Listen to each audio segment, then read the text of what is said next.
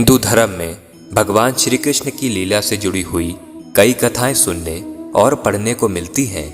भगवान विष्णु जी ने कृष्ण अवतार में ही सबसे अधिक लीलाएं की हैं। जहां भगवान कृष्ण बचपन में लोगों के घर से माखन चुराकर खा लिया करते थे, वहीं हिंदू धर्म शास्त्रों के अनुसार युवा अवस्था में श्री कृष्ण नदी में नहाती हुई गोपियों के वस्त्र चुराकर पेड़ पर रख दिया करते थे।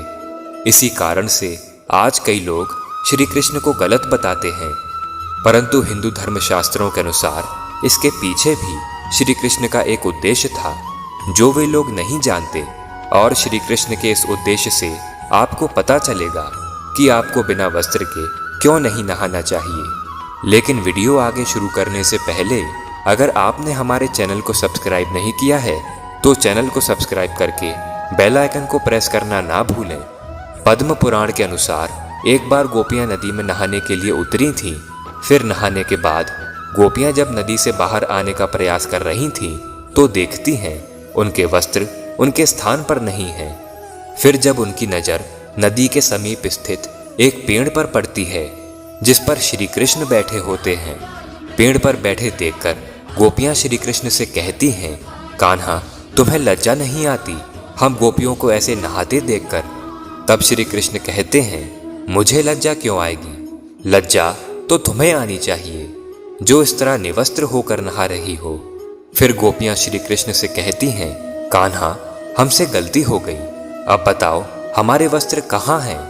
तब श्री कृष्ण कहते हैं, तुम्हारे वस्त्र इसी पेड़ पर हैं, आओ और ले जाओ। तब गोपियां श्री कृष्ण से कहती हैं, कान्हा हम सभी निवस्त्र हैं, ऐसे में हम सभी बाहर कैसे आ सकते हैं? फिर श्री कृष्ण कहते हैं कि जब तुम सभी नदी में स्नान करने गई थीं तब भी तुम निवस्त्र ही थीं, फिर अभी नदी से बाहर आने में लज्जा क्यों आ रही है?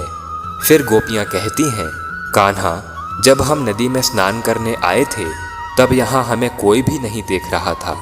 इस पर श्री कृष्ण कहते हैं, मैं तो हर जगह हर समय मौजूद रहता हूँ। इतना ही नहीं, आसमान में उड़ते हुए पक्षियों ने भी तुम्हें इस अवस्था में देखा, जमीन पर चलने वाले सभी जीवों ने भी तुम्हें देखा, यहाँ तक कि जल में मौजूद वरुण देवता ने भी तुम्हें देखा है। इससे तुम गोपियों ने उनका अपमान किया है। फिर तुमने यह कैसे सोचा कि तुमको किसी ने नहीं देखा? विष्णु पुराण में साफ साफ बताया गया है कि स्नान करते समय हमारे पितृ अर्थात हमारे पूर्वज आसपास होते हैं और वस्त्रों से गिरने वाले जल को ग्रहण करते हैं, जिससे उनको तृप्ति मिलती है। गरुड़ पुराण के अनुसार भी आपको कभी भी निवस्त्र होकर नहीं नहाना चाहिए।